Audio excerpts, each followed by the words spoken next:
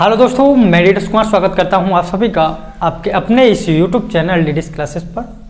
तो दोस्तों, मैं आप सभी को संविधान में राष्ट्रपति टॉपिक करा रहा हूं और राष्ट्रपति टॉपिक में भी हम लोग देख रहे हैं राष्ट्रपति की जो आपातकालीन शक्तियाँ होती हैं उनके बारे में हम देख रहे हैं।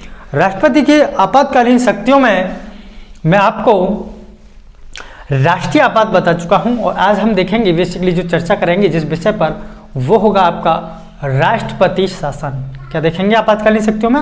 राष्ट्रपति शासन। हमारी दो आपातकालीन शक्तियां बची हैं, एक तो राष्ट्रपति शासन और एक वित्तीय आपात। क्योंकि बेसिकली तीन राष्ट्रीय जो आपातकालीन शक्तियां वो तीन होती हैं, वित्तीय आपातकाल, राष्ट्रपति शासन और राष्ट्रीय आपात। ठीक है, आज हम जिस पे बात करने वाले हैं वो है, इसका वर्णन किसमें मिल रहा है? अनुच्छेद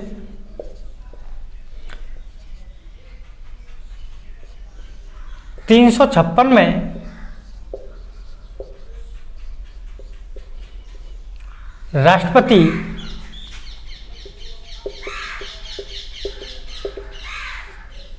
राष्ट्रपति शासन का उल्लेख किया गया है और ये बतलाया गया है कि किसी भी राज्य में, देखिए जरूरी नहीं है कि आप किसी राज्य में ही राष्ट्रपति शासन लगा सकते हो। अगर भारत का कोई भी भाग हो, जैसे राज्य में भी भारत का अगर कोई सा भी भाग है उसमें भी आप राष्ट्रपति शासन लगा सकते हो। ठीक है, क्या है, राज्य में तो राष्ट्रपति शासन लगेगा ही लगेगा, लेकिन भारत के किसी भी भाग में भी, पर्टिकुलर किसी भी भाग में भी राष्ट्रपति शासन लगाया जा सकता है। अनुच्छेद जो 356 है ये किस बात का वर्णन करता है? ये कहता है अगर किसी भी राज्य में राष्ट्रपति शासन लगाना है तो उसकी क्या क्या प्रक्रिया होगी, कब कब राष्ट्रपति शासन लगेगा। तो ये बताता है कि यदि किसी भी राज्य में संविधान के अनुसार, अगर जो संविधान में प्रावधान किए गए हैं उसके अनुसार अगर कानून व्यवस्था नहीं चल रही हो, या किसी भी राज्य का जो संवैधानिक तंत्र है वो विफल हो जाए, तो ऐसी स्थिति में राष्ट्रपति शासन लगाया जा सकता है। कैसी स्थिति में? या तो उस राज्य का क्या है, संवैधानिक तंत्र विफल हो जाए, या जो संविधान में प्रावधान किए गए हों उसके अनुसार वहाँ का जो है क्या है, लॉ एंड ऑर्डर मेंटेन नहीं किया जा रहा हो, तो भी राष्ट्रपति शासन लगाया जा सकता है। ठीक है, बेसिकली जो संवैधानिक तंत्र विफल होने पर ही राष्ट्रपति शासन लगता है।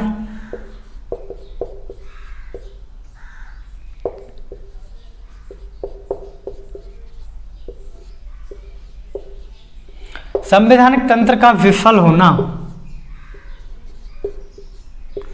जब किसी भी राज्य का संवैधानिक तंत्र विफल हो जाता है तो वहां पर राष्ट्रपति शासन लगाया जाता है। राइट, देखिए बेसिकली राष्ट्रपति शासन होता क्या है? अगर किसी भी राज्य में राष्ट्रपति शासन लगा है, तो वहाँ की सरकार को बर्खास्त कर दिया जाता है और जो वहाँ की जो वागडोर संभालती है वो केंद्र सरकार डायरेक्ट ही संभालने लगती है फिर। ठीक है, वहाँ की सरकार को क्या है, बर्खास्त कर दिया जाता है। और दूसरी बात कि जो राष्ट्रपति शासन लगाया जाएगा वो कैसे मालूम पड़ेगा राष्ट्रपति जी को कि देश में संवैधानिक तंत्र विफल है? क्या है, किसी भी पर्टिकुलर राज्य में संवैधानिक तंत्र विफल है। तो देखो हर राज्य में राज्यपाल होता है, प्रत्येक राज्य में एक राज्यपाल होगा। तो राज्यपाल जो होता है, देखिए केंद्र सरकार का मंत्रालय होता है,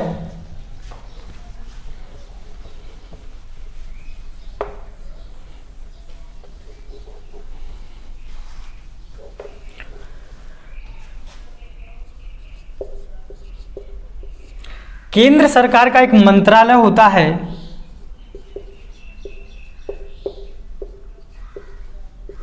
गृह मंत्रालय, और इस मंत्रालय के अंदर कई विभाग आ जाते हैं, जिसमें एक विभाग है राज्य विभाग। क्या है? इसमें भी एक विभाग है राज्य विभाग। इस राज्य विभाग को प्रत्येक राज्य का राज्यपाल इस राज्य विभाग को प्रत्येक राज्य का राज्यपाल 15 दिन बाद वहाँ का जो लॉ एंड ऑर्डर है उसके बारे में बताएगा। 15 दिन बाद वो रिपोर्ट देगा कि वहाँ का लॉ एंड ऑर्डर कैसा चल रहा है, वहाँ पर SC ST के मामले में कितने मामले दर्ज कराए गए हैं, वहाँ पर अपराधों की कंडीशंस क्या है, वहाँ पर महिलाओं के विरुद्ध अपराध में कितने केस दर्ज कराए गए हैं, महिलाओं पर अपराध, SC ST पर अपराध या कानून की व्यवस्था कोई भी खतरे में है, उसकी क्या है 15 दिन बाद जो राज्यपाल होगा वो इस राज्य विभाग को रिपोर्ट करेगा।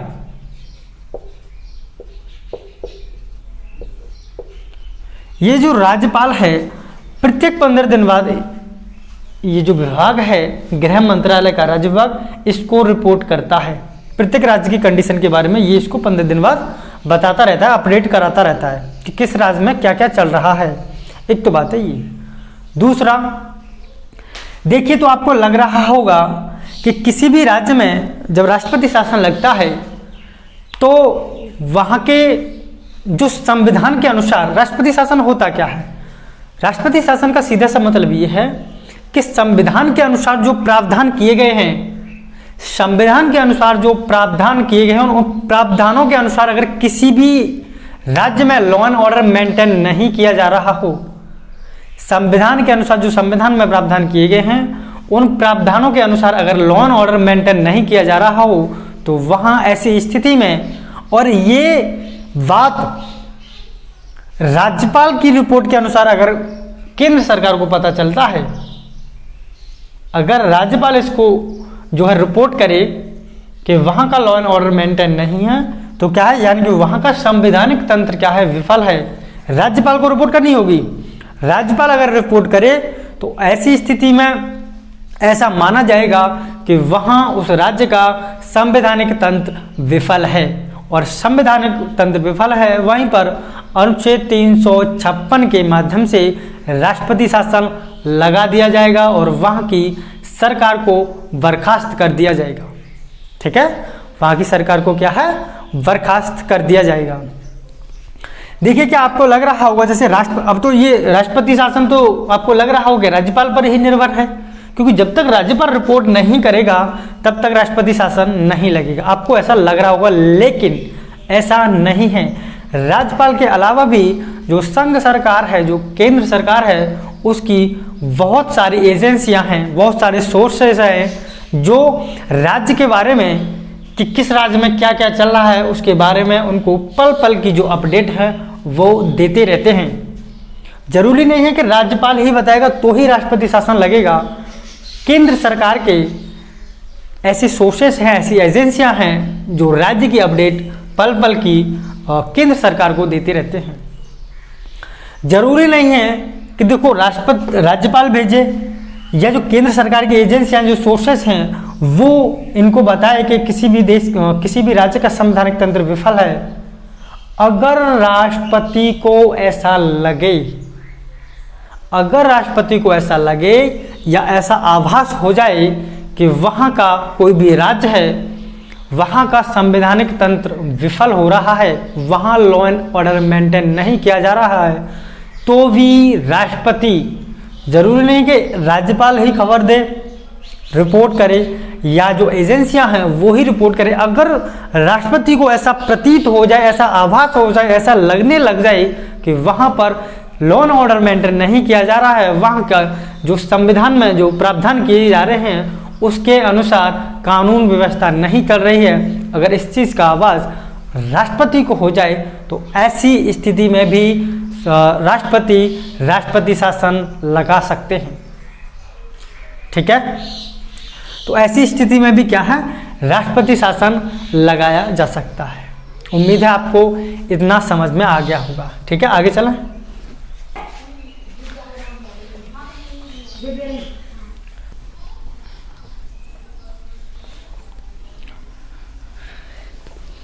देखिए, अगर किसी भी राज्य में राष्ट्रपति शासन लगता है तो क्या होता है। अगर किसी भी राज्य में राष्ट्रपति शासन लगे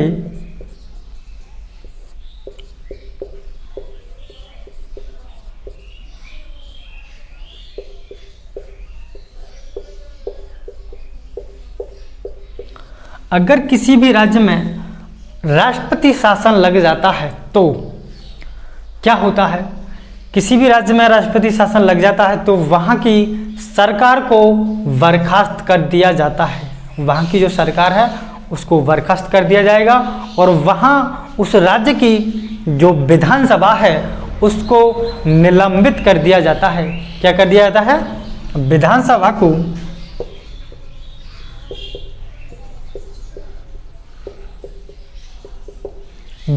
को निलंबित कर दिया जाता है।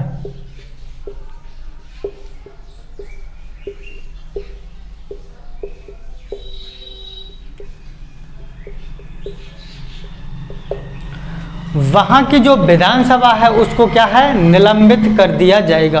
ठीक है, अब देखिए वहाँ की सरकार को बर्खास्त कर दिया गया, वहाँ की विधानसभा को भी निलंबित कर दिया गया, तो ये अनुच्छेद 356 ही इस बात का वर्णन करता है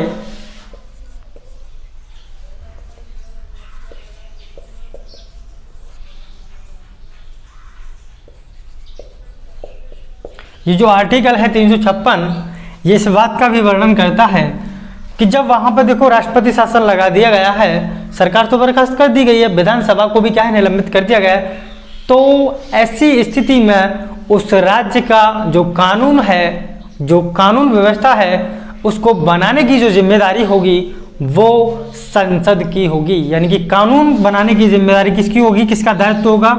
संसद का दायित्व होगा।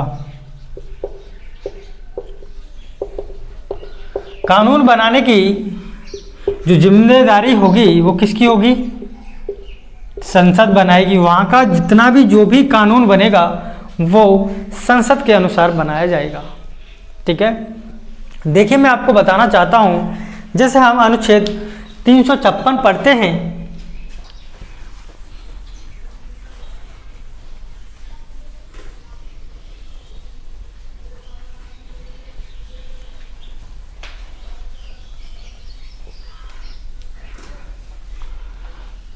हम जो अनुच्छेद 356 पढ़ते हैं इसके साथ साथ हमें अनुच्छेद 356 ही नहीं बल्कि 2 अनुच्छेद और याद होने चाहिए और पता होने चाहिए। अनुच्छेद 356 के अनुसार हमें 2 अनुच्छेद और याद होने चाहिए, जो कि है अनुच्छेद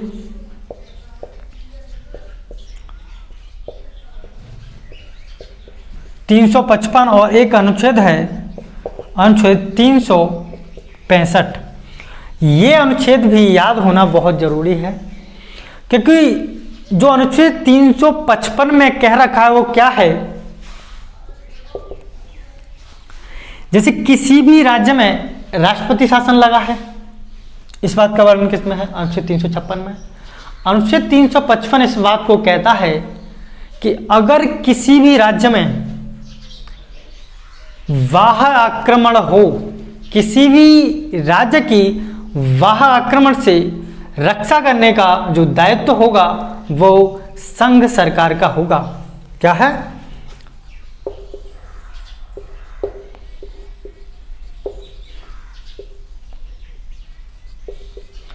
बाह्य आक्रमण से जो रक्षा करने का दायित्व होगा वो संघ सरकार का होगा। एक तो बात है ये। दूसरा 365 हम यहां देख लेंगे, यहां लिख लेते हैं।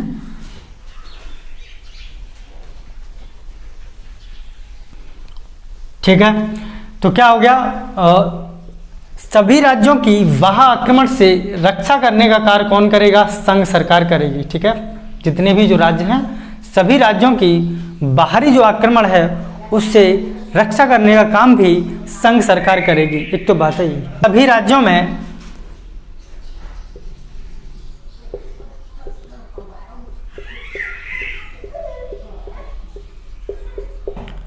राज्यों में आंतरिक शांति बनाए रखने का दायित्व भी संघ सरकार का है। क्या है? सभी राज्यों में आंतरिक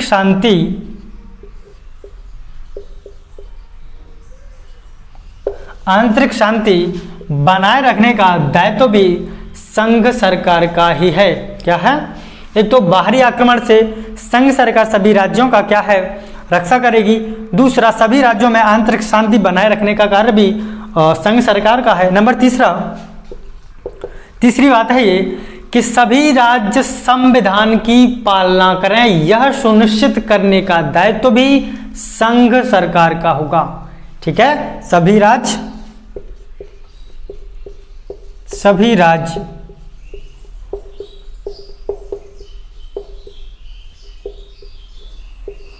संविधान की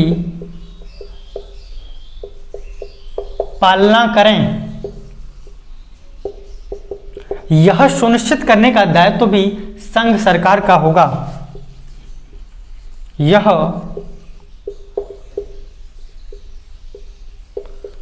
सुनिश्चित करने का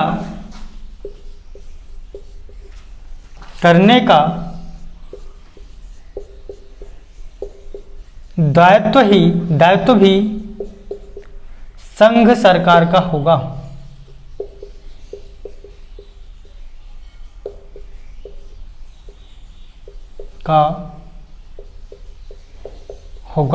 राइट। यानी क्या करना है, संघ सरकार किसी भी राज्य की और सभी राज्यों की बाह्य आक्रमण से रक्षा करेगी। सभी राज्यों में आंतरिक शांति बनाए रखने का दायित्व भी संघ सरकार का होगा और सभी राज्य संविधान की पालना करें, यह सुनिश्चित करने का कार्य भी संघ सरकार करेगी। राइट। देखेंगे अनुच्छेद 365।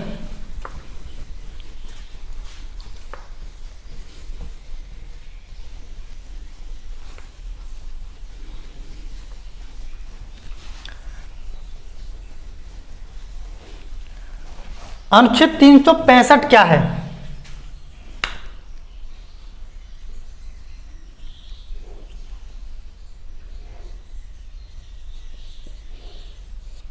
अनुच्छेद देखेंगे 365। ये जो अनुच्छेद है 365, ये वो अनुच्छेद है जो अनुच्छेद 356 का आधार माना जाता है। क्या है? जो अनुच्छेद 356 का जो आधार है वो अनुच्छेद 365 ही है। क्या लिखा है अनुच्छेद 365 में?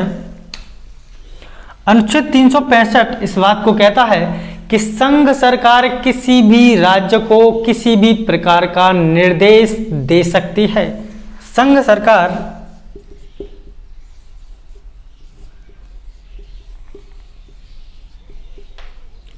सरकार किसी भी राज्य को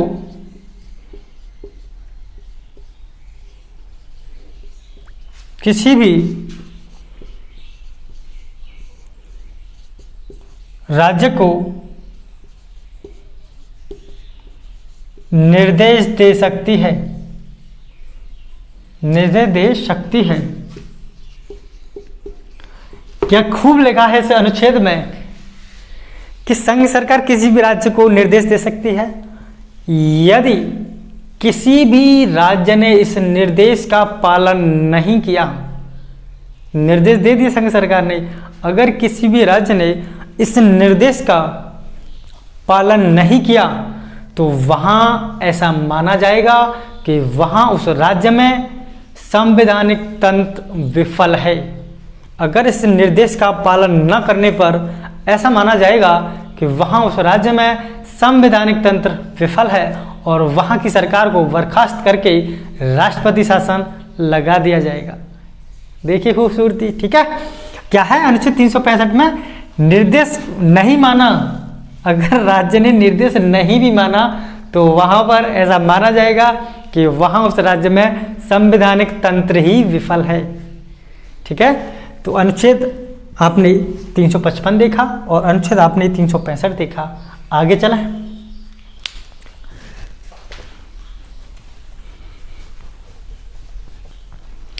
देखिए, अगर किसी भी राज्य में अनुच्छेद 356 लगाना है तो वह कितने समय तक लग सकता है?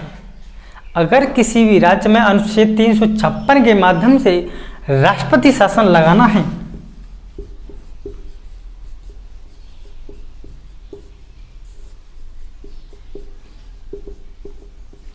मान लीजिए ये राज्य है,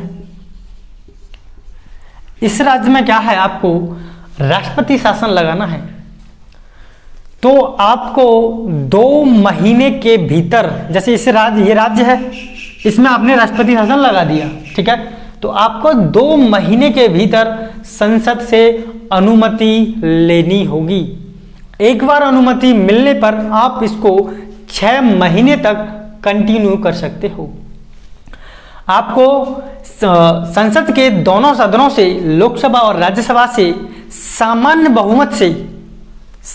बहुमत से अगर स्वीकृति मिल जाती है, सामान्य बहुमत से, देखो उसमें तो हमने राष्ट्रीय आपात में क्या बताया था आपको, विशेष बहुमत से, विशेष बहुमत प्लस आधे उनका जो है उपस्थित और मतदान करने वालों का 2/3 बहुमत, वो राष्ट्रीय आपात में था। लेकिन राष्ट्रपति शासन में क्या है, सामान्य बहुमत से ही काम चल जाता है, ठीक है।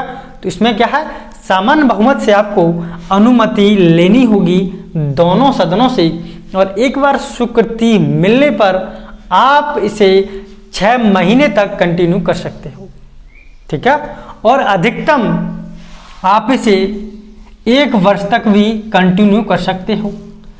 6 महीने तक स्वीकृति मिलने पर 6 महीने तक कंटिन्यू किया, ठीक है, और अधिकतम आप इसे 1 वर्ष के लिए भी कंटिन्यू कर सकते हो। लेकिन आपको 6 महीने बाद आप संसद से अनुमति लेनी होगी। और अधिक से अधिक, अगर अधिक से अधिक भी बात की जाए तो आप 3 वर्ष के लिए इसे राष्ट्रपति शासन को कंटिन्यू किया जा सकता है।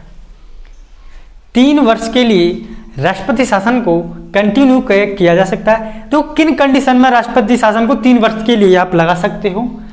यदि किसी भी राज्य में राष्ट्रपति जो राष्ट्रीय आपात है वो लगा हो पहले से, अगर किसी भी राज्य में राष्ट्रीय आपात लगा हो तो ऐसी स्थिति में आप वहां राष्ट्रपति शासन को अधिकतम 3 वर्षों के लिए लगा सकते हो। या फिर किसी भी राज्य में जो चुनाव आयोग होता है,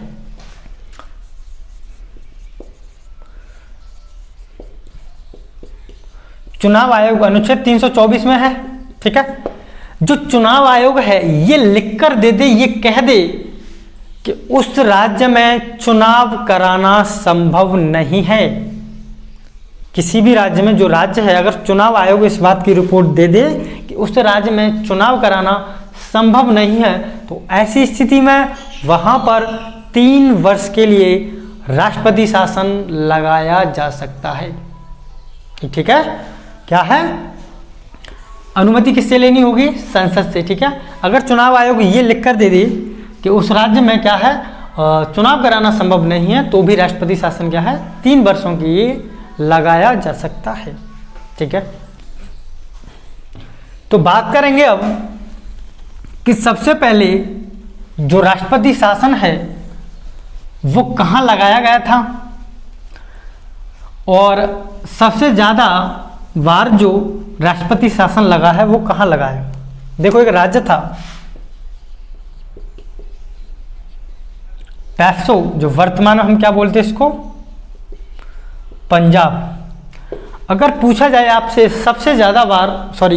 सबसे अधिकतम सीमा के लिए जिस राज्य में राष्ट्रपति शासन लगाया गया था वो था पैप्सो, जो आज क्या है पंजाब है। यानी कि पंजाब में सबसे अधिकतम सीमा के लिए राष्ट्रपति शासन लगाया गया था, और सबसे पहले भी पंजाब में लगाया गया था। सबसे पहले भी और सबसे अधिकतम सीमा के लिए भी क्या है, अधिकतम समय के लिए भी क्या है, ये राष्ट्रपति शासन पंजाब में लगा था, ठीक है। और सबसे जो अधिकतम बार लगा है, जो अधिकतम बार लगा है वो लगा है उत्तर प्रदेश में,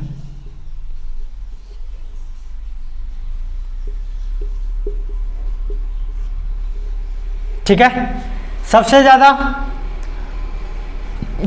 बार उत्तर प्रदेश में, और सबसे अधिकतम सीमा के लिए पंजाब में, ओके। देखिए जब इंदिरा गांधी जी की सरकार थी,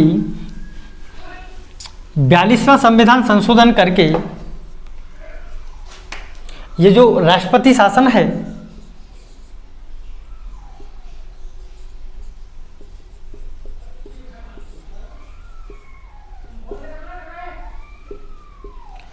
राष्ट्रपति शासन की जो समय सीमा थी वो 6 माह से 1 वर्ष कर दी गई थी।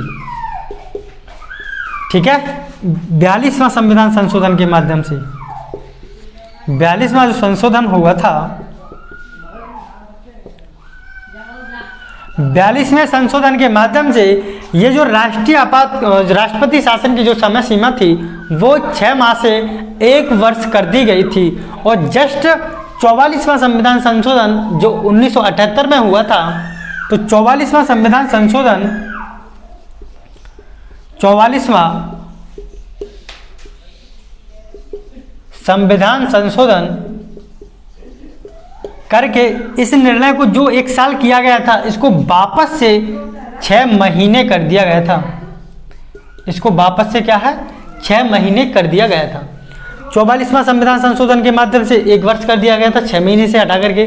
लेकिन जब 42वें संविधान संशोधन से 6 महीने से 1 वर्ष कर दिया गया था, और 44वें संविधान संशोधन से ये 1 वर्ष से हटाकर फिर वापस से 6 महीने कर दिया गया था। ठीक है,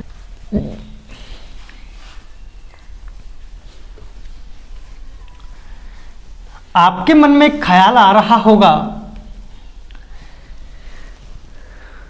कि क्या राष्ट्रपति शासन को भी कोर्ट में चैलेंज किया जा सकता है? तो जी हाँ, राष्ट्रपति शासन को भी हम कोर्ट में चैलेंज कर सकते हैं। जैसे आपको याद होगा एक अरुणाचल प्रदेश वाला जो मामला था, अरुणाचल प्रदेश में जो राष्ट्रपति शासन लगाया गया था वो गणतंत्र दिवस का समय था, यानी कि 26 जनवरी 2016 में। और जो उत्तराखंड में लगाया गया था वो लगाया था मार्च 2016 में। ठीक है, तो जब उत्तराखंड में राष्ट्रपति शासन लगाया गया था तो यहां पर हरीश रावत सिंह की सरकार थी। सरकार किसकी थी?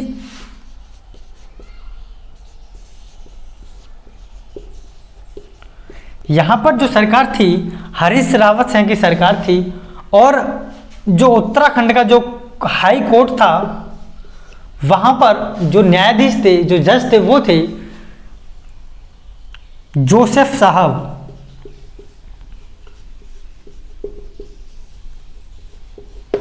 ठीक है, अब देखो यहां की सरकार को बर्खास्त कर दिया गया, यहां राष्ट्रपति शासन लगा दिया गया और हरीश रावत जी ने इसे कोर्ट में चैलेंज किया। तो संघ सरकार ने इस पर अपना पक्ष दिया कि आप राष्ट्रपति शासन को कोर्ट में चैलेंज नहीं कर सकते हो। सरकार कह रही है कि आप राष्ट्रपति शासन को कोर्ट में चैलेंज नहीं कर सकते हो। तब ये जो जोसेफ साहब थे हाई कोर्ट के न्यायाधीश, इन्होंने साफ शब्दों में कहा राष्ट्रपति है, भगवान नहीं है, उनसे भी गलतियां हो सकती हैं। ठीक है, तो इसको भी क्या है, उस समय का मामला है, आप याद रखिए। ये जो हरीश रावत वाला जो मामला था उत्तराखंड को, इसमें यहाँ उत्तराखंड वाला जो मामला था इसको भी कोर्ट में चैलेंज किया गया था। और हाई कोर्ट ने कहा था कि राष्ट्रपति है, कोई भगवान नहीं है, जो इनसे गलतियां नहीं होगी। तो इसको भी क्या है, कोर्ट में चैलेंज किया गया था। मैं आपको एक मामला और बताना चाहूंगा।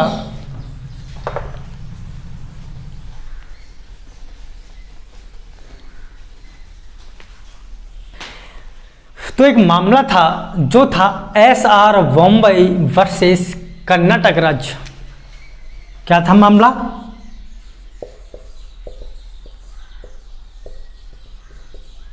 SR बॉम्बई वर्सेस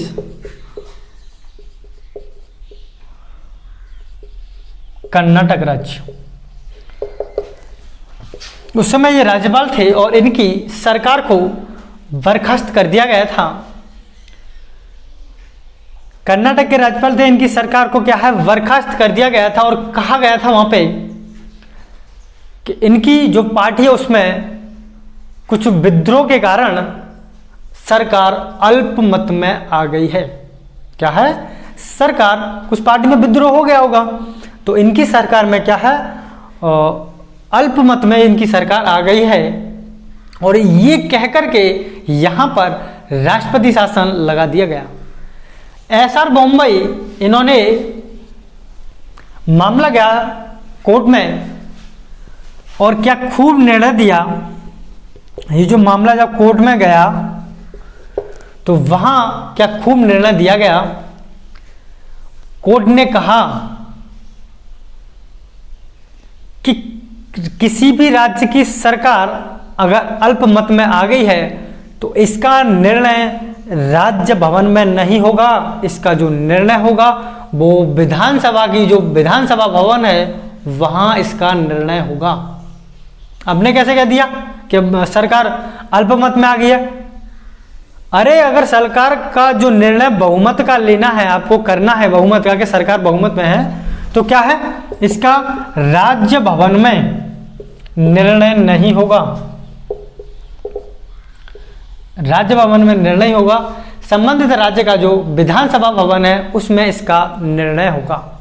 ठीक है, तो एसआर बम्बई वाला भी आप लोग याद रखना, इसको कोर्ट में भी चैलेंज किया जा सकता है। यही तो कहा सुप्रीम कोर्ट ने, पहली बात तो ये है कि इसको कोर्ट में चैलेंज किया जा सकता है। दूसरी बात ये है कि सरकार अल्पमत में है या बहुमत में है, इसका निर्णय राज्य भवन में न होकर के विधानसभा भवन है उसमें होगा। ठीक है, तो ये एसआर बम्बई वाला जो मामला था इसको भी आप याद रखना।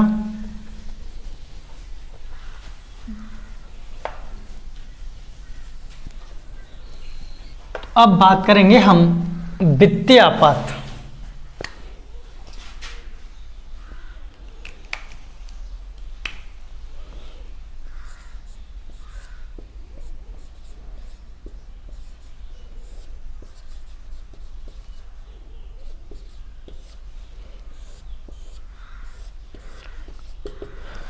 वित्तीय आपात का जो वर्णन मिलता है वो अनुच्छेद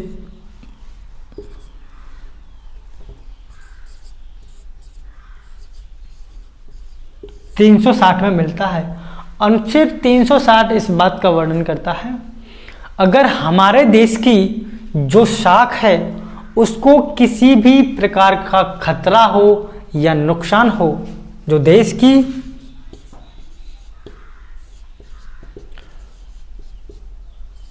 जो शाख है उसको किसी भी प्रकार का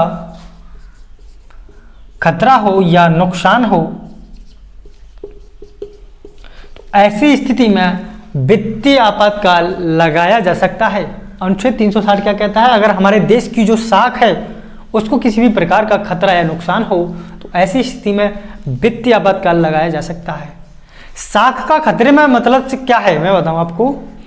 शाख का खतरे में होना, इसका सीधा सा मतलब क्या है, यदि हमारे देश की अर्थव्यवस्था को किसी भी प्रकार का नुकसान हो जाए, हमारे देश की जो अर्थव्यवस्था है किसी भी प्रकार के संकट में आ जाए, या हमारे देश की अर्थव्यवस्था किसी भी प्रकार के खतरे में आ जाए, या हमारे देश की अर्थव्यवस्था जो है, हमारे देश का जो व्यापार है इंटरनेशनल व्यापार, उसमें किसी भी प्रकार का जो है अड़चन आ जाए, व्यापार में किसी भी प्रकार की अड़चन आ जाए, या किसी भी प्रकार का जो है संबंध खराब हो जाए, व्यापारिक संबंध अगर देश के खराब हो जाएं, तो ऐसी स्थिति में क्या है, वित्तीय आपातकाल लगाया जा सकता है।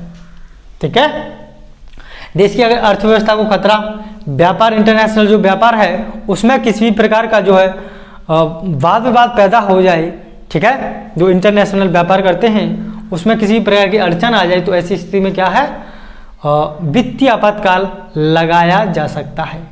ठीक है, देखिए वित्तीय आपातकाल में क्या है, सारे सरकारी जो जितने भी कर्मचारी हैं उसका वेतन तो कम कर ही सकते हैं, साथ ही साथ जो मुख्य न्यायाधीश होते हैं उनका भी वेतन में कमी कर सकते हैं। जो मुख्य न्यायाधीश होते हैं इनके भी वेतन में कमी की जा सकती है, और इनके वेतन में कमी की जा सकती है, और राज्य के लिए जो बजट जाता है उसको भी संघ सरकार के निर्णय से ही राज्यों के लिए बजट लागू किया जाएगा। ऐसी स्थिति में अगर वित्तीय आपातकाल लग जाए तो ऐसी स्थिति में राज्यों का बजट संघ सरकार की अनुमति से लागू किया जाएगा। लेकिन ये बहुत ही अच्छी बात है कि आज तक अभी तक हमारे देश में कभी भी वित्तीय आपातकाल नहीं लगा है। ऐसी कंडीशंस हमारे पास कभी नहीं आई है कि देश में वित्तीय आपातकाल लग जाए। ये बहुत ही अच्छी बात है भारत के लिए। तो दोस्तों आज हमने देखा राष्ट्रपति की जो आपातकालीन शक्तियाँ होती हैं, राष्ट्रपति की आपातकालीन शक्ति यानी राष्ट्रीय आपातकाल, राष्ट्रपति शासन और वित्तीय आपातकाल। ठीक है, तो आज का सेशन हम यहीं पर समाप्त करते हैं। उम्मीद है आपको समझ में आया होगा। तो ओके दोस्त, फिर मिलूंगा मैं आपसे अगली नेक्स्ट वीडियो में।